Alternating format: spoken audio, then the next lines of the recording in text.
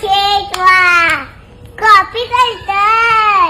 आजकाल काकीला नाव सांगणारच.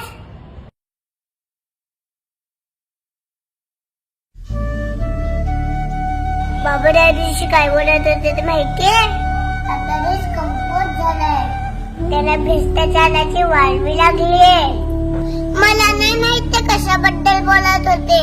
बाबा मला बोलले, श्रीजा आपण आपल्या फायद्यासाठी भ्रष्टाचाराला खतपाणी घालायचं नाही.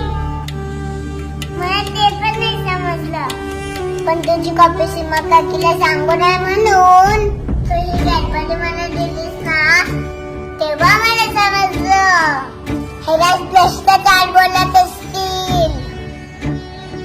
काय झालं, मला एक कॅडबरी नाही मिळाली तर पण कॉपी करून तुझं नुकसान नक्कीच होईल.